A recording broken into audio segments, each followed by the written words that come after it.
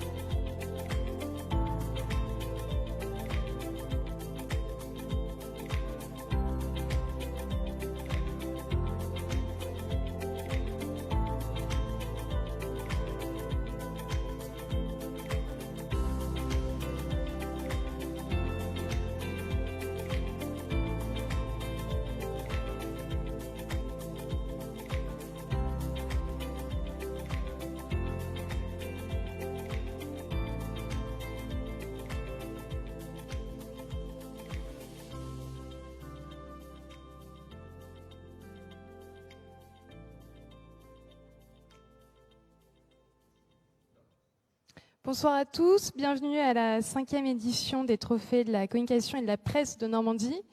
On est ce soir en direct sur Facebook et en live depuis les locaux du Club de la presse et de la communication de Normandie. J'ai la chance d'être accompagnée ce soir sur le plateau par Thierry Delacour, président du Club de la presse. Bonsoir. Et par Franck Dubois, vice-président communication. Tout à fait. On est aussi suivi en direct sur Zoom puisque les candidats sont en direct avec nous et également quelques jurés de nos deux jurys. Alors Thierry, les trophées c'est important pour le club. Sous cette forme c'est la 5e édition mais ils existent depuis nombreuses années. Pourquoi le Club de la presse veut justement organiser ça tous les ans ? Alors ce rendez-vous pour nous est important parce qu'il est symbolique, donc il existe depuis 2007, depuis 13 ans quand même. Il est presque aussi vieux que le club qui a 16 ans. Alors il est important parce que notre mission c'est forcément de valoriser les talents régionaux dans nos domaines d'activité, que ce soit la communication et la presse. Donc on essaie de le faire toujours avec le même souci, celui d'ouverture, donc ouverture sur nos territoires, ouverture donc sur les talents et aussi ouverture aux bonnes volontés. Et donc j'en profite pour saluer la tienne puisque tu as été donc chef de pilote, tu étais pilote de cette mission sur les trophées avec une commission comme on fonctionne toujours avec au club, c'est-à-dire avec toutes les bonnes volontés qui se rassemblent autour d'un projet. Et après, donc, on essaie de le construire ensemble. Donc, ça a plutôt bien marché.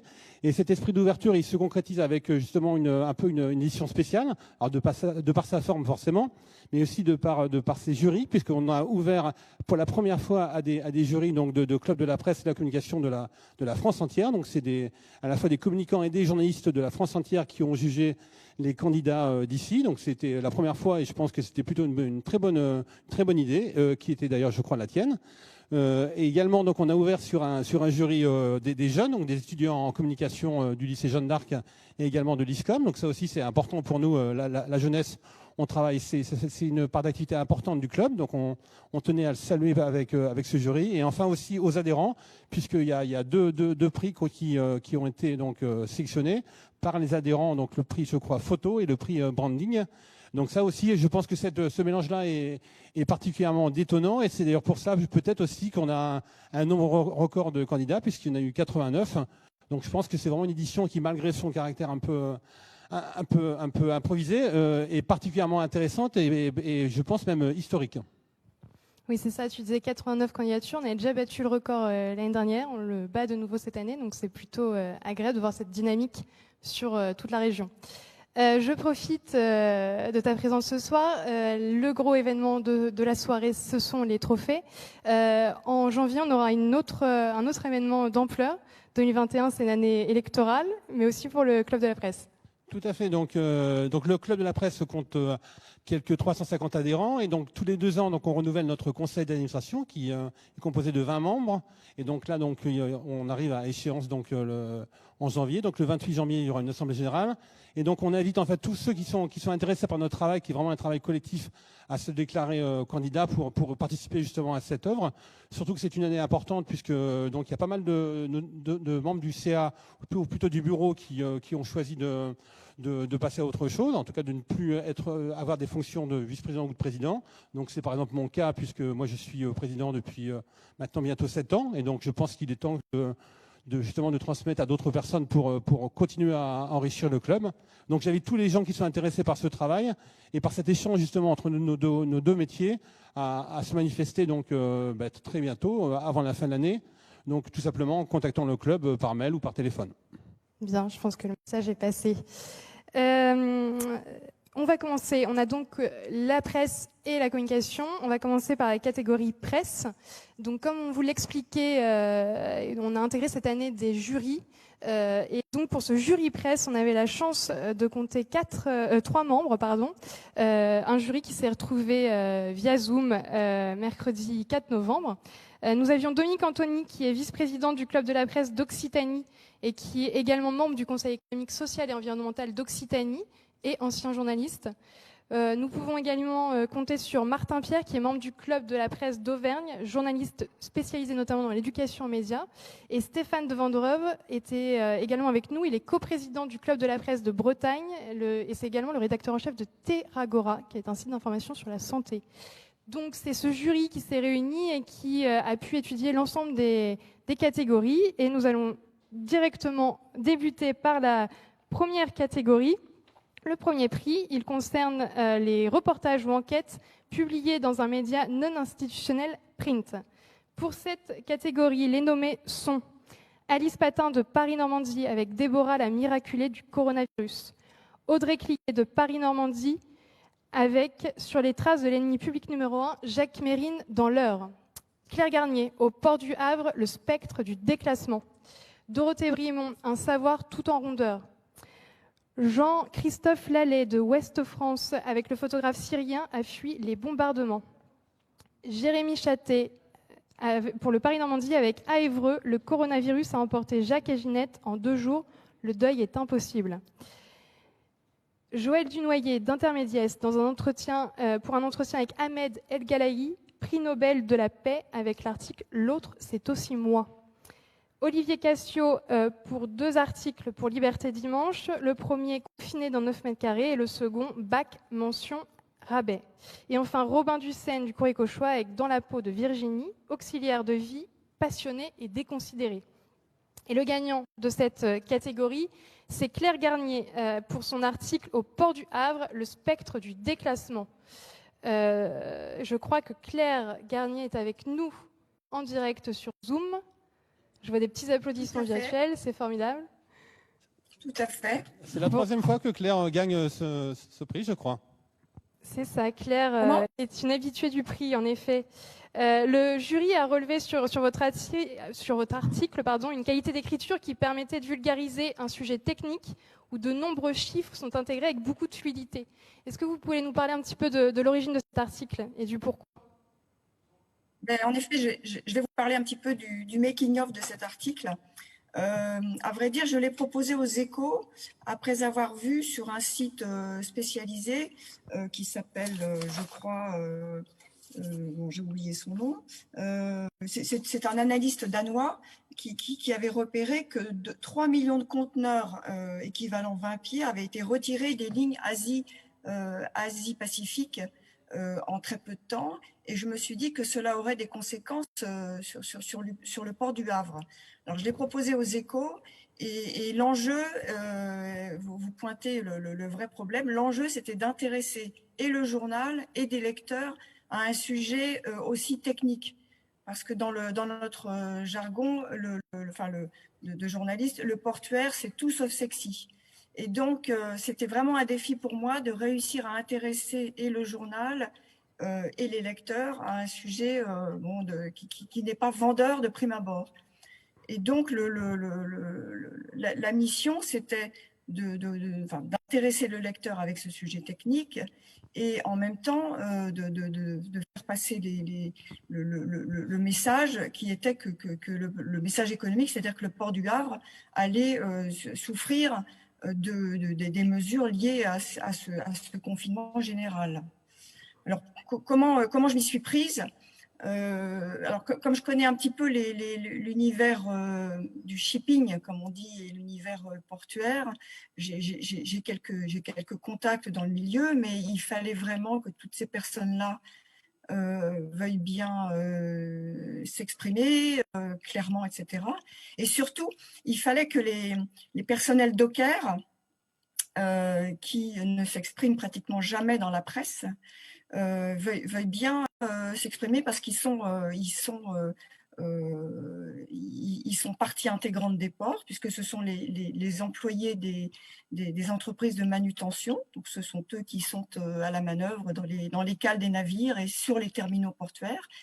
Et ça, je peux vous dire, ça a été une grande partie de mon travail, parce qu'il faut savoir qu'en janvier, un éditorialiste des Échos avait écrit un article où, en gros, ils écrivaient que les dockers étaient les fossoyeurs des ports français, parce que en fin d'année dernière et en début d'année 2020, on a eu vous vous souvenez, des mouvements sociaux très importants concernant la réforme des retraites et qui a beaucoup impacté les ports. Vous vous souvenez peut-être des mouvements, on les appelait les mouvements ports morts. Et donc, lorsque j'ai essayé de contacter les dockers, travaillant pour les Échos, eh bien, ils m'ont tout de suite dit, écoutez, madame, vous êtes gentille, mais avec ce que votre journal a écrit sur nous, on ne va certainement pas vous parler.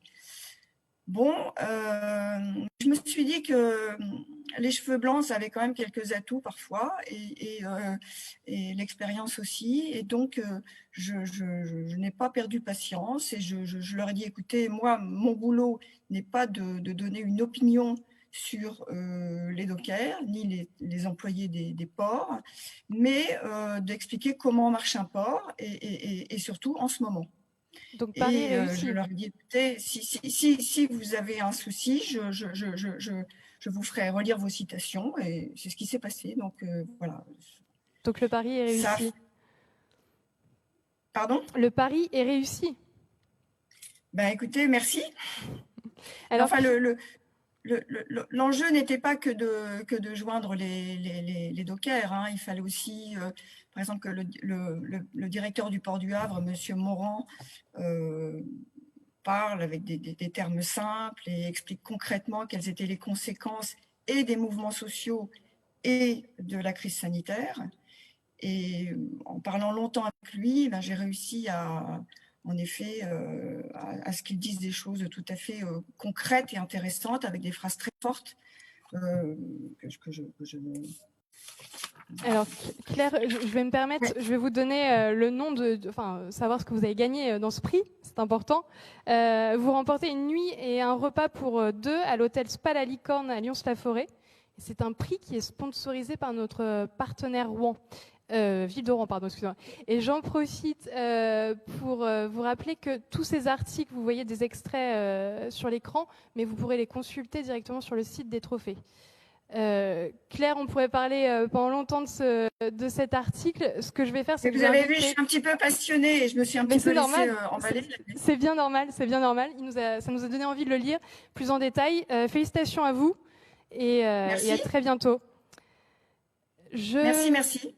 Je vais passer à la seconde catégorie, c'est la catégorie radio, reportage radio, enquête radio, web radio. Pour cette catégorie, nous avions 7 nommés qui étaient Damien Largillière avec Indemnisé par Lubrizol contre leur silence, légal mais pas moral. Floriane Gitnet avec Fin de saison sur la plage du Havre. Olivia Cohen avec La haine 25 ans après. Philippe Thomas, on a testé un cours de self-défense. Rudy Pupin, immersion avec des militants anti-chasse à cour. Salomé Delmet avec rencontre avec les Gritters havrais. Et Stéphane Salzman avec le journal audio de la Fondation Filsen.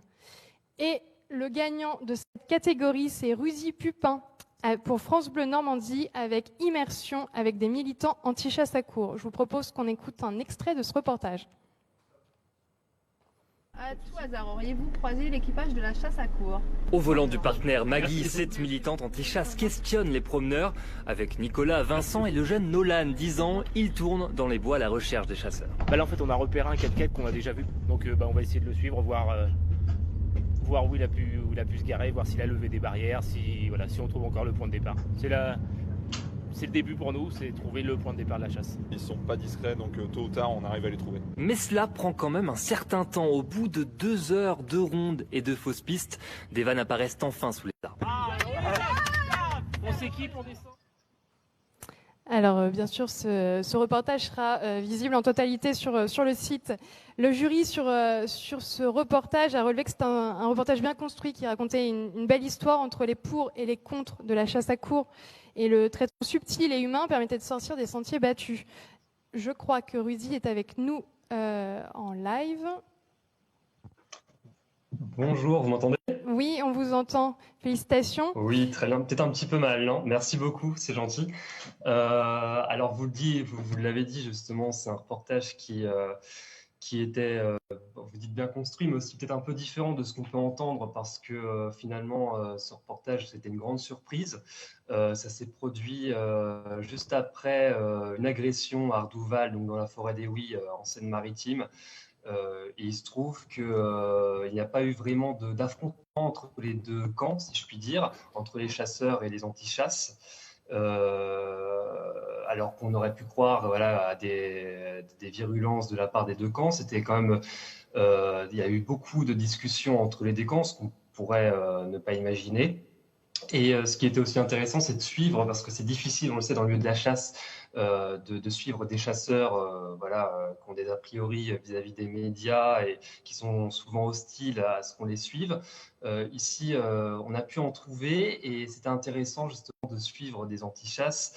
On a quand même passé 2 heures à les trouver en forêt et voir un peu la rencontre entre ces deux parties qui ont des opinions différentes. Oui, et justement, dans votre reportage, on voit que ça se termine par un moment plutôt cordial entre les deux camps, si on peut parler ainsi, puisque ça se termine autour d'un goûter offert par les chasseurs, c'est ça? Oui, exactement, c'est ça. On leur propose une collation en fait après cette chasse en fait qui n'a rien donné d'ailleurs pour les chasseurs parce qu'ils ont rien trouvé, les chiens du moins, ils n'ont pas trouvé de bêtes et ça a été, c'est vrai.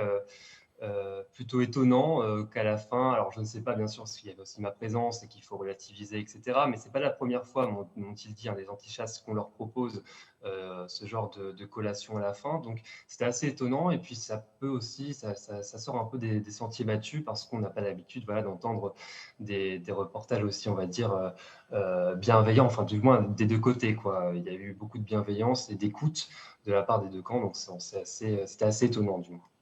Bien, félicitations à vous, parce que c'est justement ce qui a été relevé par Merci. le jury. Alors, votre prix, c'est un dîner au manoir du Lys à Bagnoles-de-l'Orne. Et c'est un prix qui est sponsorisé par Imago Spirit. Félicitations à vous. Très bien, merci beaucoup. Merci à vous.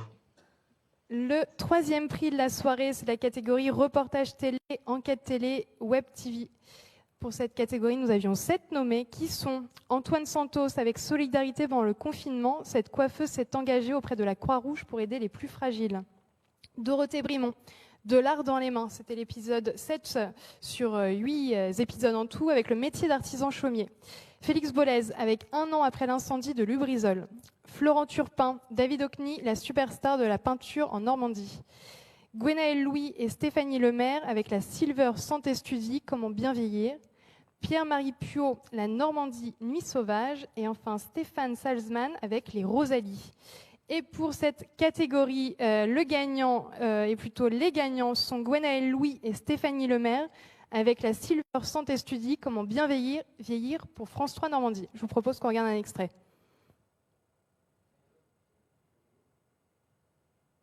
Ne bougez pas la tête. Hop, merci. Quel est le point commun entre Simone Gabé, 70 ans, Liliane Chehen, 68 Maintenant, pouvez-vous m'appeler le mot monde à l'envers? et Philippe Boirel, 68 ans. E-D-N-O-M. Donc la prochaine séquence va durer également 5 minutes. Ils sont cobayes pour l'étude sur le bien vieillir, la Silver Santé Studie. Alors, donc c'est un petit jeu de mémoire. Une immense étude européenne pilotée par l'INSERM depuis le centre Cicéron à Caen. Alors, il me semble que Stéphanie Lemaire est avec nous en direct ce soir. Non. Je ne sais pas si vous arrivez à m'entendre, si vous parvenez à m'entendre. Eh oui, on vous entend. Bonsoir. Super. Bonsoir. Donc Stéphanie, ce reportage, il s'intégrait justement dans le cadre d'une recherche lancée par l'Institut de recherche Cicéron de Caen. Ce sont 135 seniors qui ont répondu à cette recherche sur 18 mois d'études. Est-ce que vous pouvez nous en parler un petit peu plus en détail ? Oui, effectivement. Alors, bon, je précise déjà que ce travail a été fait avec Gwenaëlle Louis, qui était rédactrice. Moi, j'étais à la caméra sur ce reportage-là. On échange toutes les deux énormément avant de s'attaquer à ce type de feuilleton-là, parce que s'il y a plusieurs épisodes, en l'occurrence, il y avait 4 épisodes, 5 épisodes même, totalement pour être complète. Et alors, sur ce sujet en particulier, là, ce qui nous a semblé super intéressant, c'était que, bon, déjà, évidemment, c'est le centre Cicéron qui est basé à Caen, qui maîtrisait vraiment l'ensemble de l'étude, qui a un impact, comme vous venez d'entendre, qui est européen. Et les critères étaient quand même assez complets. C'est-à-dire que les personnes qu'on a suivies, qu'on a castées, on va dire qu'on a choisi de suivre, ce sont des gens qui devaient de toute façon être à la retraite depuis quelques années, depuis 2 ans environ. Ce sont des gens qui étaient plutôt en bonne santé, puisqu'ils devaient en fait subir toute une série d'examens régulièrement. Enfin, c'est ce que montre le reportage. C'est-à-dire qu'ils passaient des IRM, notamment on a assisté à plusieurs séances d'IRM. Et l'idée était de voir en 18 mois si la pratique, par exemple, de la méditation, si l'apprentissage d'une langue étrangère, ou si on ne faisait rien concrètement, si tout ça avait un impact sur le développement du cerveau et sur le bien vieillir de ces personnes. Et donc, vous le disiez, justement, ce reportage s'intégrait dans une série de plusieurs reportages. Il y en avait 5 en tout, hein, c'est cela ? Ouais. Et oui, il y avait exactement plusieurs feuilletons. En fait, on a suivi ce qui était peut-être moins évident à réaliser, surtout dans le rythme télé que nous, on a l'habitude de mener, qui est un rythme assez soutenu d'actu. Là, ce qui était un petit peu délicat pour nous en termes d'organisation, c'était de suivre ces personnes-là et d'aller les voir à différents moments de leur rencontre et du cursus qu'ils ont mené, du parcours qu'eux-mêmes ont dû mener. Ce qui nous a fait d'ailleurs sourire, c'est que quasiment toutes les personnes qu'on a rencontrées nous disaient « Oh là là, mais moi, je voulais absolument être dans le groupe méditation » parce que ce sont des gens qui ont été tirés au sort. Ce n'est pas forcément eux qui ont choisi les groupes témoins dans lesquels ils allaient se retrouver. Mais il y avait vraiment un très fort engouement, qui est très tendance actuellement, mais pour la méditation. Certains étaient déçus de se retrouver dans le groupe témoin, par exemple. Et puis, il y a ceux qui ont appris des langues étrangères. Je me souviens notamment de quelques personnes qu'on a pu suivre pendant ce groupe-là qui nous disaient à la fin de cet apprentissage qu'elles ne regrettaient absolument pas et que vraiment, elles avaient eu l'impression que ça les maintenait en éveil, qu'elles avaient appris énormément et qu'elles avaient vraiment l'impression d'avoir un cerveau qui était plastique et qu'elles avaient amélioré finalement leur performance après ces 18 mois. Très bien, merci. Alors, je vais vous donner votre prix que vous allez pouvoir partager avec Gwenaëlle Louis. Le prix, c'est un repas au petit jardin au château de la Chenevière, ainsi que 2 entrées à la ferme pédagogique de Wézy, 2 entrées pour les musées de la Manche et 2 entrées pour les musées de la Seine-Maritime. Et ce prix est sponsorisé par le partenaire du club, la Matmut. Et à ce propos, Guillaume Buiron, responsable des relations presse, est en ligne avec nous également. Oui, bonsoir. Bonsoir. La Matmut est partenaire à la fois du club, mais aussi des trophées. C'est important pour une entreprise comme la vôtre de soutenir les trophées de la communication et de la presse. Oui, tout à fait. Alors, à l'instant, ma fille me demandait si elle devait mettre les lasagnes dans le four, donc je viens de lui dire oui. Et puis, par ailleurs, je vais vous répondre. La Matmut est évidemment un partenaire fidèle du club de la presse et de la communication depuis un peu plus de 13 ans, je pense. Du temps à passer, moi je me rappelle des premiers trophées avec un petit jury qui délibérait sur un canapé autour d'une table, autour de quelques candidatures, et puis on voit que malgré le contexte aujourd'hui, beaucoup de dossiers présentés et et puis la capacité à s'adapter, avec une super réunion en Zoom. Donc voilà, le temps passe, mais on s'adapte et c'est important qu'on fait de la communication. Et puis bravo évidemment au lauréat à l'instant sur le sujet santé, le sujet du bien vieillir, qui est évidemment quelque chose qui touche particulièrement la Matmut, qui est une entreprise qui est historiquement très impliquée dans le monde médical et l'univers de la santé. Voilà, bravo à tous. Bien, merci Guillaume. Je vous souhaite un bon repas du coup pour les lasagnes. Nous avons la prochaine catégorie, c'est la catégorie reportage enquête publiée dans un média institutionnel web.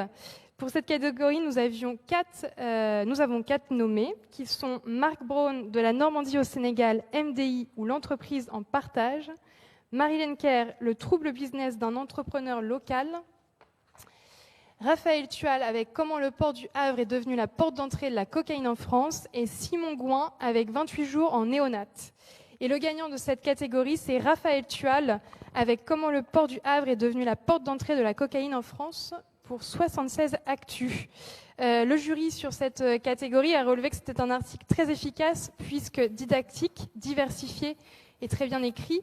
Une écriture factuelle bourrée d'informations n'entre pas dans le pathos et met ainsi en avant sobrement une réalité peu connue. Raphaël, vous êtes avec nous ce soir, il me semble. Oui, c'est ça. Bonsoir. Bonsoir. Comment s'est déroulée cette enquête ?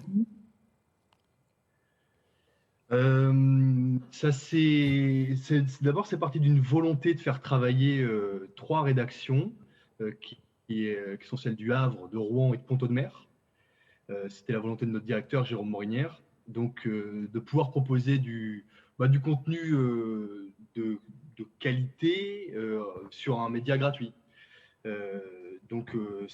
C'est parti d'un fait divers, c'était au Havre où il y a un docker qui a été enlevé cet été et qui a réussi à s'échapper, qui allait y passer. Et donc on a voulu remonter toute la filière jusqu'en Amérique du Sud, la filière de production, essayer de comprendre pourquoi la production de cocaïne avait explosé ces 5 dernières années et pourquoi le Havre devenait une porte d'entrée et la première porte d'entrée en France. Donc c'est ça qu'on a voulu démontrer avec une porte d'entrée sur Pont-Audemer dans l'Eure qui montre que les toxicomanes maintenant se mettent à la coke avec un prix qui devient accessible et que la coke est répandue partout, elle n'est plus seulement cantonnée au cercle ou aux métropoles ou aux personnes ayant beaucoup d'argent, c'est accessible par le plus grand nombre malheureusement. Bien, merci Raphaël. Votre prix pour cette catégorie, c'est un repas au restaurant Le Drakkar à Deauville, ainsi que 2 entrées à la ferme pédagogique de Wézy, 2 entrées dans un musée de la Manche et 2 entrées dans un musée de la Seine-Maritime. Et ce prix est sponsorisé par l'Aglo Seine-Eure. Félicitations encore Raphaël. Gâté. Merci à tous et puis bravo pour l'organisation. Ça manque un peu de convivialité, mais c'est super. Merci beaucoup. Merci, à bientôt. Dernière catégorie de ces trophées presse, c'était une catégorie cette fois-ci qui n'a pas été jugée par notre jury, mais par les adhérents du club. Vous aviez de lundi jusqu'à ce midi pour voter. C'est la catégorie photo d'actualité et nous avions 5 nommés qui étaient Boris Mallard avec 2 photos. La première, élection municipale sans contact, et la seconde, les débuts du confinement. Dorothée Brimont, de l'art dans les mains avec le métier de maréchal ferrant. Et Mélina Lecor proposait également 2 photos avec Révoltées, les colosses féministes de Rouen partent à l'assaut des murs de la ville. Et Voir autrement avec Christophe Le Boucher, malvoyant et pêcheur à la Tatte à Étretat. Et les adhérents du Club de la Presse ont voté. Le gagnant est donc Mélina Lecor avec Voir autrement avec Christophe Le Boucher, malvoyant et pêcheur à la Tatte à Étretat. Je pense que vous allez voir la photo dans les instants. Voilà, tout à fait. Et donc cette photo, elle représente Christophe Le Boucher qui est malvoyant de naissance. Et ce dernier pêche à la Tatte depuis 43 ans à Étretat. Mélina n'est pas présente ce soir. Pour autant, je vais vous donner le prix qu'elle a remporté. Ah, et j'ai Thierry. On parle un petit peu parce que elle travaille donc à Paris-Normandie. C'est une jeune journaliste qui travaille notamment au service web, qui fait pas mal de formats donc numériques et donc elle est multi-support. Et là donc elle a fait à la fois, je pense, des photos, de la vidéo et donc c'est un article avec lequel elle aurait aussi pu concourir pour je pense la rubrique web. En tout cas, je suis très contente pour elle parce que c'est une jeune journaliste pleine de talent. Donc c'est une bonne nouvelle pour elle. Et c'est une photo qui illustrait un reportage qui mettait en lumière la pratique d'une pêche qui s'est perdue. Et c'est effectivement une très belle photo. Tout à fait. On valide le vote des adhérents. Le prix que Mélina Lecor remporte, c'est un bon repas au restaurant La Flambée à Deauville, ainsi que 2 entrées à la ferme pédagogique de Wézy, 2 entrées dans un musée de la Manche et 2 entrées dans un musée de la Seine-Maritime. Alors, notre jury, en étudiant l'ensemble de ces candidatures presse, a eu un coup de cœur, puisqu'ils ont estimé que l'un des reportages, notamment par son format, sortait un petit peu de toutes ces catégories. Et c'est pour ça qu'ils ont souhaité voter pour un coup de cœur. Et ce coup de cœur, c'est Félix Bollès qui le remporte avec le reportage 1 an après l'incendie de Lubrizol, un reportage qui a été réalisé pour France 3 Normandie. Je vous propose qu'on regarde un petit extrait. Les mois sont passés, Rouen pense encore ses plaies. Sur leur site, Lubrizol et sa voisine Normandie Logistique effacent les derniers stigmates d'un incendie hors norme. 30 000 mètres carrés et 9 500 tonnes de produits chimiques partis en fumée. Aucun mort, mais une population traumatisée et de nombreuses questions encore en suspens. Quelles sont les responsabilités de Normandie Logistique et Lubrizol, les 2 industriels impliqués dans l'incendie? Pourquoi la communication du gouvernement et des services de l'État a-t-elle suscité une telle défiance? Les normes françaises sont-elles à la hauteur des risques technologiques? Quelles leçons avons-nous tirées de la plus importante catastrophe industrielle en France depuis AZF? Donc vous avez eu dans cet extrait un peu le résumé de tout ce que soulève ce reportage, un reportage d'une 20aine de minutes qu'on vous invite à voir sur le site. Donc Félix n'est pas avec nous ce soir. Pour autant, le prix qu'il remporte, c'est un coffret gourmand saveur de Normandie, un panier cidrivore, 2 visites guidées de la cathédrale de Rouen et 2 entrées dans un musée de la Seine-Maritime. Voici pour les trophées presse. On va passer au trophée communication et je vais en profiter pour passer la parole au vice-président communication du Club de la Presse, Franck Dubois, qui est aussi directeur artistique de l'agence Perroquet Bleu. On vient de voir tous ces trophées. Vous êtes forcément habitués de tout ça. L'ensemble des candidatures que l'on a reçues en communication montrent la diversité et la richesse de la Normandie en termes de communication. Oui, ça montre aussi les évolutions, ça montre les compétences qui évoluent, qui s'enrichissent et qui évoluent vers d'autres métiers, parce que la communication, comme le journalisme, on multiplie les supports, on multiplie les nouveaux outils, et ça montre bien que la Normandie est bien ancrée sur ces évolutions, et voilà, c'est une jolie vitrine pour tous les professionnels. Alors pour ces trophées communication, nous avions également un jury qui était constitué de 4 professionnels. Ce jury s'est réuni il y a une semaine, le jeudi 5 novembre.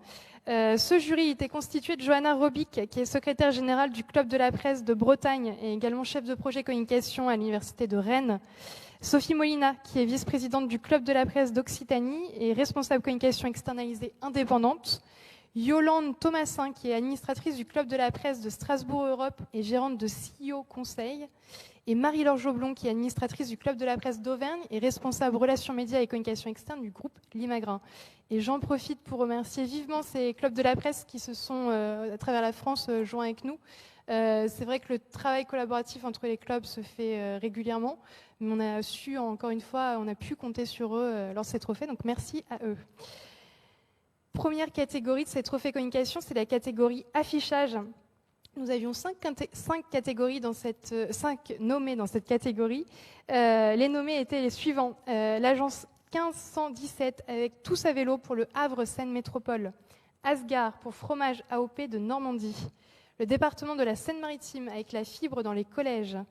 La Matmut avec la belle attitude et Transdev Rouen avec Réinventer vos voyages.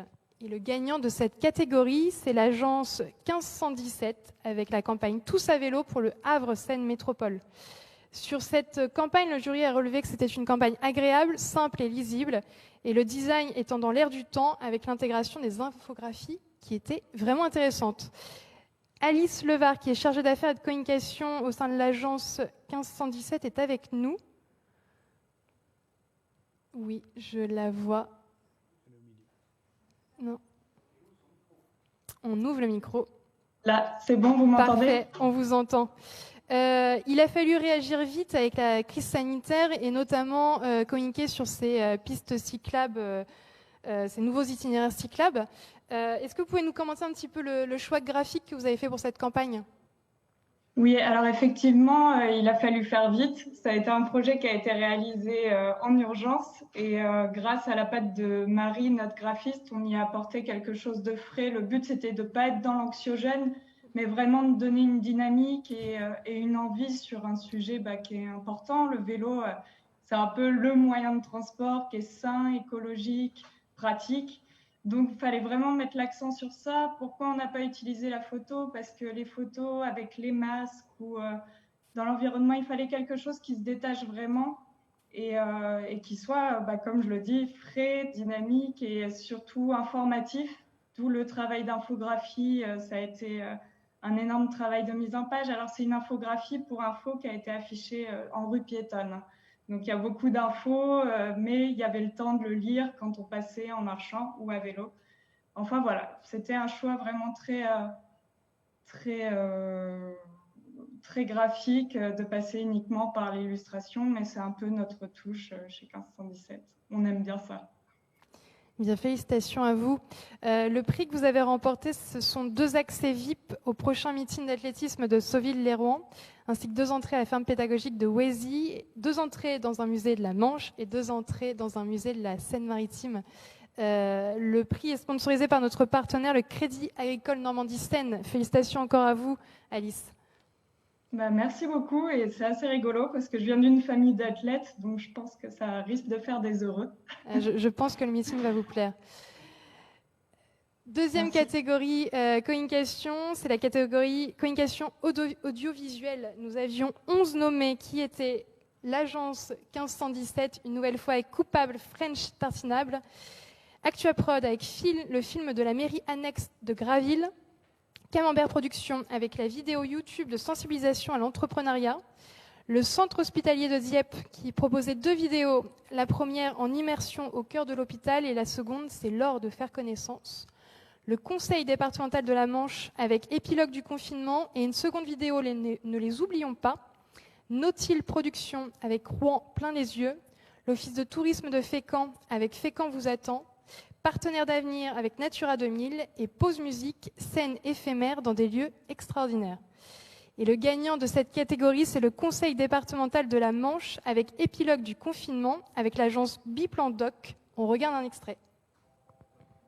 Il s'était pourtant accroché au plafond bleu roi un ciel immense, à vivre toute voile dehors. Des lumières d'opéra. Le tango chaloupé des marées qui joue à la toupie au fond des havres.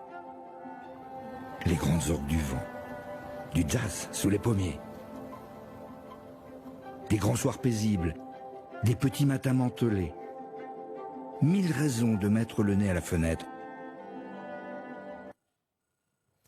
Alors cette vidéo, elle a marqué le jury parce qu'elle était d'une grande qualité, illustrant parfaitement le message de la conservation du contact. Et c'est un joli clin d'œil au confinement avec une mise en lumière du cadre de vie et des impulsions générées par cet événement. Alors nous n'avons pas de représentant ce soir du Conseil départemental de la Manche, mais pour autant, je vais vous annoncer le prix qu'ils ont remporté. C'est un repas pour deux à la maison de Steph à Deauville, ainsi qu'une visite VIP du musée Les Franciscaines à Deauville. Et ce prix est sponsorisé par notre partenaire, la CAF de Seine-Maritime. Félicitations à eux. Dans la catégorie communication digitale, les nommés sont l'Aglo Seine-Heure et Seine-Heure Tourisme avec le podcast Seine-Heure se narre. Alexandre Mauroir pour 40 ans les Marais avec le site 4 jours en juin. Atlas avec la campagne Fromage AOP de Normandie. Le département du Calvados avec Parents Restons Zen. Le département de la Seine-Maritime avec Montpagnier 76. La Matmut avec Né pour bouger. Normandie Attractivité pour le site choisirlanormandie.fr. Norseman Interactive avec Rouen Impression. Et l'Office de tourisme de Fécamp avec l'application Carte d'hôte. Et le gagnant de cette catégorie digitale, c'est Normandie Attractivité avec le dispositif Choisir la Normandie, réalisé avec l'agence Nouveau Regard. Et vous allez voir quelques extraits de ce site, des visuels de ce site. Nous avons en ligne le directeur de Normandie Attractivité, Michael Dodds. Est-ce que vous nous entendez? Et surtout, est-ce qu'on vous entend? Alors, en attendant d'activer le micro. Le jury sur cette catégorie a relevé que tous les codes web attendus en 2020 étaient là. Une iconographie de qualité, une mise en valeur du territoire, l'intégration de l'humain au centre. Et de plus, il saluait les très bons résultats de cette campagne. Est-ce que le directeur Normandie Attractivité est en ligne avec nous? Non. Eh bien, fausse alerte alors. Je vais quand même vous donner les chiffres, les bons résultats dont on parlait. En 15 jours, cette campagne en ligne, elle a été partagée et a permis de toucher plus de 220 000 franciliens, ce qui a généré plus de 4 800 clics sur la landing page « Je quitte Paris ». Donc des chiffres plutôt évocateurs. Le prix qui est remporté par Normandie Attractivité, c'est un bon cadeau à la table de Sacha à Grand-Quevilly, ainsi qu'une sortie en mer à Fécamp. Et ce prix est sponsorisé par notre partenaire Éolienne en mer, Dieppe Le Tréport. On passe à la catégorie suivante, la catégorie communication interne, où nous avions 4 nommés, qui étaient l'Aglo Seine-Heure avec 2 candidatures, le Petit Mag et une seconde proposition avec une newsletter interne spéciale Covid-19. Le département du Calvados avec le baromètre des agents. Et enfin, Safran Nacelle avec la diffusion et l'appropriation de la vision de Safran Nacelle à l'ensemble du personnel. Et le gagnant de ce prix, c'est la société Safran Nacelle avec son dispositif de communication interne autour de sa vision. Vous allez voir quelques visuels de ce projet. Nous avons en ligne Bénédicte Tilly, qui est directrice adjointe communication chez Safran Nacelle. Est-ce que, Madame Tilly, vous nous entendez ? Oui, je vous entends très bien. Bonsoir. Bonsoir, félicitations à vous. Alors, le jury sur ce projet a relevé que l'exercice n'avait pas été facile de pouvoir s'approprier une vision de marque. C'était pas un exercice facile et ils avaient relevé le fait que Safran Nacelle avait su le relever avec brio. L'idée, justement, c'était que les 4000 employés répartis en France et à travers le pays, à l'étranger, puissent s'approprier cette vision. Est-ce que vous pouvez nous en parler un peu plus en détail ? Oui, tout à fait. Tout d'abord, je vous remercie de remarquer ce dispositif de communication que nous avons mis en place. Donc, en effet, pour nous, effectivement, comme pour beaucoup d'entreprises, les salariés sont notre richesse. Et donc, ils ont besoin, outre d'avoir des objectifs, ils ont quand même besoin de savoir où on va. La société, il faut savoir, donc nous sommes une société aéronautique qui a eu une croissance assez forte ces ces dernières années, avant la crise que nous subissons tous, bien sûr. Et donc, il est essentiel pour nous, pour les embarquer, en fait, de leur donner la vision de la société, donc ce vers quoi elle veut tendre dans les prochaines années, quels sont notre objectif, qu'est-ce qu'on veut être dans les prochaines années. Et donc, on a décliné cette vision sous un format de lettres. Tout d'abord, donc elle a été rédigée pour expliquer ce que sera la société dans les années à venir. Cette lettre a d'abord été diffusée à l'ensemble des salariés. Donc, nous avons souhaité effectivement, pour qu'elle soit bien appropriée par l'ensemble des salariés, qu'elle soit dans la langue dans laquelle les personnes sont. Donc, pour nous, c'est souvent en anglais, en arabe et en français et en allemand. Et donc, cette lettre a été diffusée à l'ensemble des salariés. Donc, pour les Français, on l'a diffusée par courrier postal. On a travaillé avec une société normande en direct sur le sujet pour nous aider à la diffusion. Et donc, outre le fait que cette lettre soit diffusée, on a aussi décliné cette lettre sous forme de ce qu'on appelle chez nous en cascading. Donc, c'est-à-dire que la direction générale a informé et expliqué le contenu de cette lettre. Chaque manager qui ont reçu l'information ont dû eux-mêmes la diffuser à leurs équipes pour descendre jusqu'en bas de la ligne hiérarchique. Donc ça a été le deuxième temps fort de la diffusion de ce dispositif de communication. Et en parallèle, nous avons réalisé effectivement une vidéo nous, on aime multiplier les supports de communication. Des gens sont plus visuels, donc ils aiment bien lire, et puis d'autres sont plus auditifs, donc ils préfèrent entendre et voir. Donc, on a réalisé avec la société Nautil Productions un film qui résume en fait cette vision. Et donc, on a voulu faire parler les salariés. Donc, c'est les salariés qui expriment cette vision. Et qu'on a diffusé également à tous les employés et via aussi le réseau des télévisions internes que nous avons dans la société. Voilà pour vous expliquer un peu le dispositif. Et c'est ça, justement, ça se développait sur plusieurs supports et c'était un ensemble de supports. Tout ça s'est mis en place sur quelle période, sur combien de mois ? Il nous a fallu... vraiment la diffusion, si on parle de la diffusion en tant que telle, c'était 5 mois à peu près. Par contre, si on parle vraiment de repenser la vision, de l'écrire et de savoir où la société veut aller, ça a été des réflexions un peu plus longues. Bien.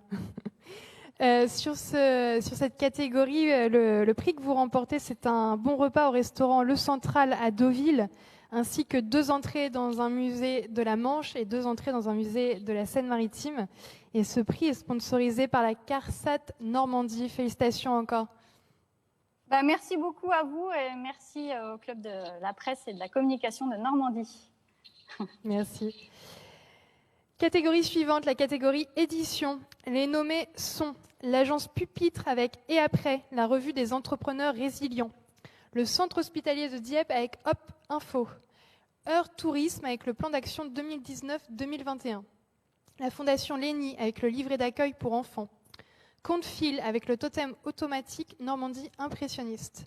Partenaire d'avenir avec la conception d'un livret de formation. Stéphanie Malin avec une plaquette pour le développement économique du port de Caen-Ouistreham. Et l'agence Zigzag pour Nutriset avec Eat and Playbox. Et le gagnant de cette catégorie, c'est l'agence Zigzag pour Nutriset avec Eat and Playbox. Il faut savoir que cette catégorie, elle aura soulevé beaucoup de débats au sein du jury.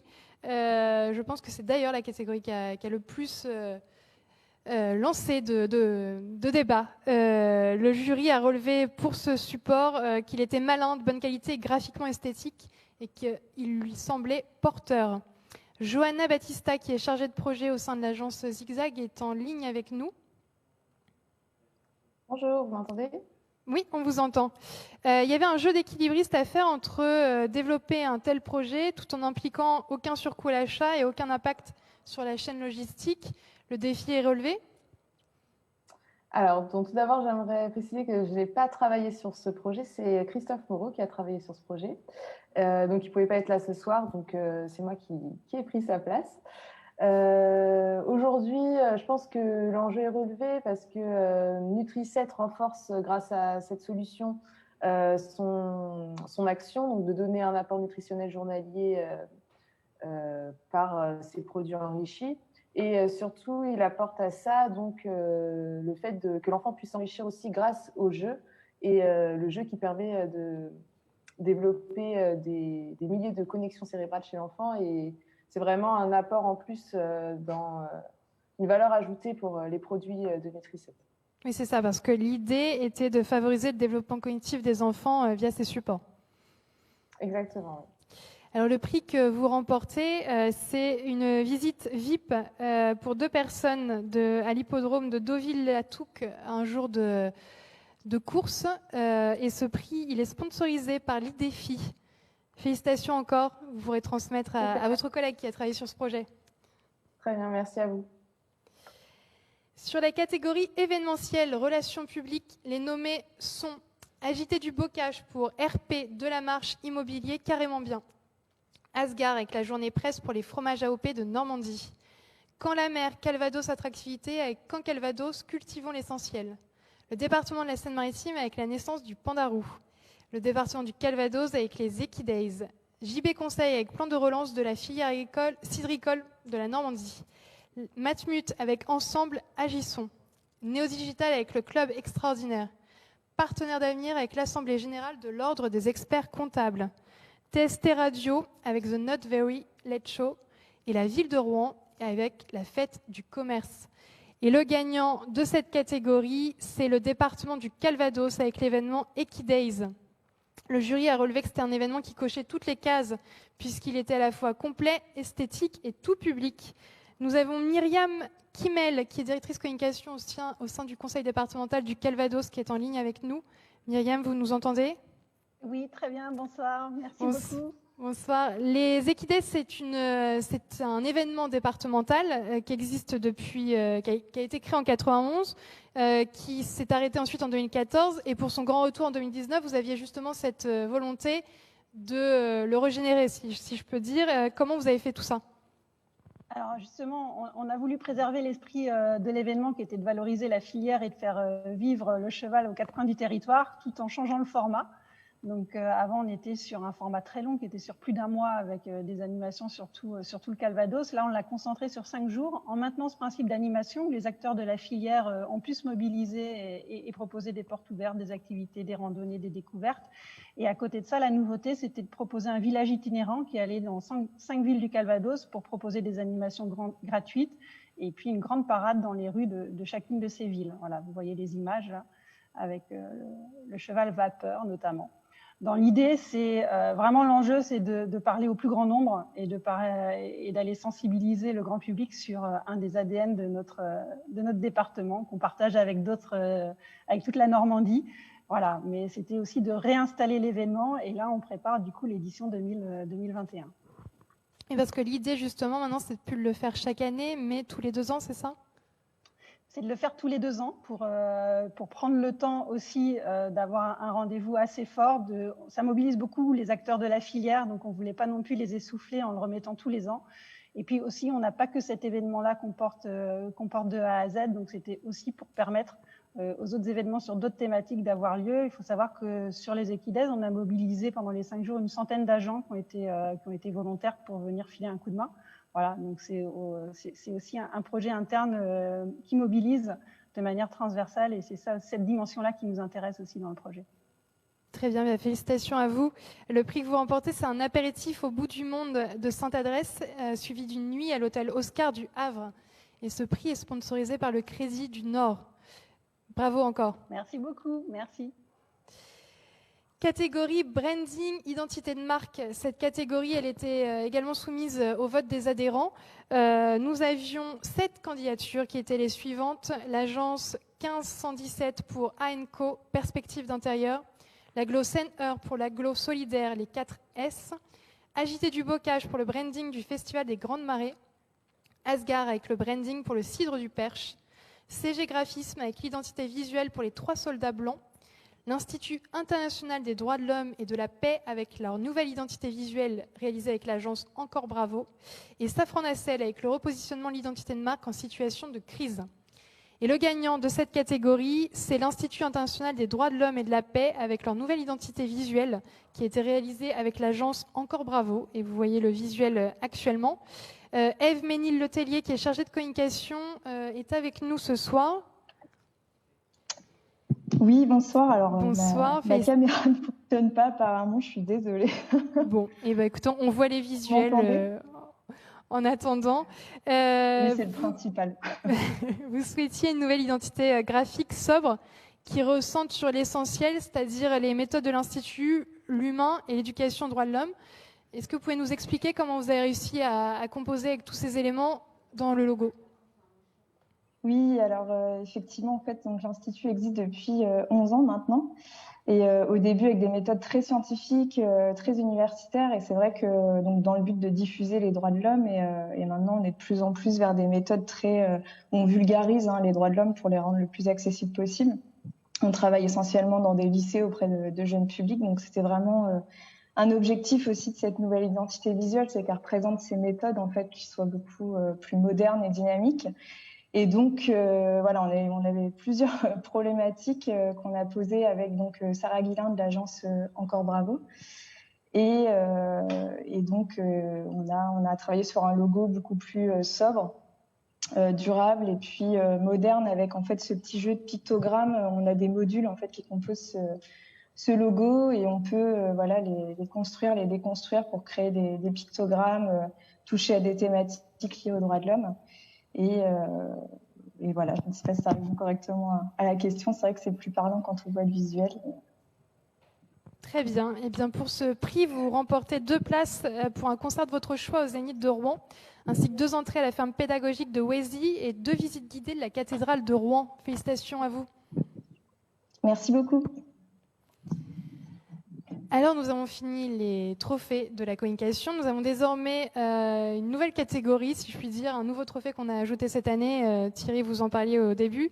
C'est le coup de cœur des étudiants. Et pour ça, nous avions 5 étudiants qui ont bien voulu répondre à notre sollicitation. Arnaud Ranty et Brio Guilherme, qui sont en 2e année au BTS Jeanne d'Arc. Et Thomas Lefebvre, Inès Crimis et Valentine Pied-Noël, qui sont, eux, en 3e année au sein de l'ISCOM Rouen-Normandie. Alors, ce jury s'est réuni vendredi dernier. Ils ont étudié l'ensemble des candidatures de la communication et ils ont ressorti leur coup de cœur, qui est une vidéo, et une vidéo qui a déjà été promue ce soir. C'est la vidéo épilogue du confinement avec le conseil départemental de la Manche, réalisée avec l'agence Biplan Doc. On va revoir un autre petit extrait. Et pas un chat. Pas même un petit bruit rassurant. Chaleureux, fait main, authentiquement certifié d'origine humaine, comme un marteau rivant son clou à une planche croche. Des cris d'enfant, un gars appelant son chien. Enfin, toute cette bande-son franche du collier qui vous fait savoir que vous n'êtes pas seul au monde. Alors, les étudiants sur cette vidéo ont relevé 2 points qui les avaient fortement marqués. Tout d'abord, la qualité esthétique qui a été permise grâce aux prises de vue assez incroyables, notamment en drone. Et puis, le message qui a été transmis dans cette vidéo. Ici, on souhaitait garder une trace de cette épreuve collective en mettant en valeur le territoire et les habitants. Le message d'espoir porté dans cette vidéo les a touchés et marqués. Donc félicitations une nouvelle fois au conseil départemental de la Manche. Et pour ce coup de cœur des étudiants, ils remportent un coffret gourmand saveur de Normandie, un panier cidrivore, 2 visites guidées de la cathédrale de Rouen et 2 entrées dans un musée de la Seine-Maritime. Thierry, Franck, il nous revient le temps de conclure ces trophées. Une fois qu'on a vu toutes ces catégories, Franck, un petit mot sur cette diversité dans les productions? Ben oui, c'est superbe. Voilà. J'espère que tout sera accessible sur le site. Tout sera accessible. Voilà. Oui. Donc ça permettra vraiment de se plonger dedans parce que, en fait, pour le moment, il n'y a que les membres du jury qui ont pu bénéficier de la visibilité de tout ça. Non, c'est très bien, c'est parfait, c'est une belle édition. Bien. Thierry? Oui, ça s'est très bien passé. Donc moi, je voulais en profiter pour remercier ceux qu'on ne voit pas. D'abord, Actuaprod qui a réalisé en fait cette émission et avec toute son équipe. Donc je remercie beaucoup Guillaume pour son aide. Et aussi les permanentes du club, Sophie et Aurélie. Et aussi l'équipe de jeunes, parce qu'il y a aussi des jeunes qui ont beaucoup travaillé sur ce projet, qu'ils soient service civique ou stagiaires. Donc je remercie aussi. C'est aussi tout ça, cette ouverture et cette mobilisation. C'est vraiment dans l'esprit du club et on espère que ça va continuer longtemps. Tout à fait. Tu m'as piqué ma conclusion, c'était ça. Il revient, c'est le moment des remerciements justement. Alors je vais ajouter quelques remerciements à ça. Merci aux 89 candidats. Merci de nous avoir partagé la diversité de vos créations. C'était un plaisir de pouvoir toutes les étudier. C'est vrai que moi j'ai eu la chance de pouvoir toutes les voir, mais bientôt vous allez tous pouvoir les voir sur le site. Merci aux partenaires du club. Une nouvelle fois, ils nous soutiennent au quotidien et c'est important de pouvoir le relever. Comme tu le disais, merci à toute l'équipe de Guillaume Garret avec Actuaprod. Merci à Sophie et Aurélie. Et puis aussi, je vais citer leurs 3 prénoms de nos services civiques et stagiaires. C'est Antoine, Juliette et Maëlys. Merci à vous. Merci à vous en plateau, Thierry et Franck. Et je vais vous donner l'adresse, je ne la connais pas par cœur, pour aller voir l'ensemble de ces candidatures et les résultats. C'est trophée-compresse-normandie.fr. Vous pourrez voir tout cela. Franck, un petit mot peut-être sur le grand mix, parce qu'en fait ce soir ça devait être le premier grand mix du club de la presse et de la communication, c'est-à-dire un salon regroupant tout ce qui se fait en presse, tout ce qui se fait en communication. Évidemment on ne l'a pas pu le faire parce que ça n'avait pas beaucoup de sens en mode comme tu as si brillamment fait pour les grands prix. Voilà, mais ça sera l'année prochaine, j'espère, dès qu'on pourra, sur l'année 2021. Voilà. Tout à fait, on a une commission qui travaille sur ces grands mix au sein du club de la presse. Oui, exactement. Merci Camille. Merci, c'était un plaisir d'organiser ces trophées, de pouvoir être avec vous, même si c'était en virtuel. J'espère qu'on vous reverra tous bientôt. Notre prochain rendez-vous, Thierry en parlait, ce sera à l'Assemblée Générale. Alors sous quelle forme Le 28 janvier. 28 janvier. Voilà, si vous souhaitez intégrer ce super conseil d'administration, n'hésitez pas, on s'y sent bien. Je vous souhaite à tous une bonne soirée, prenez soin de vous et à bientôt.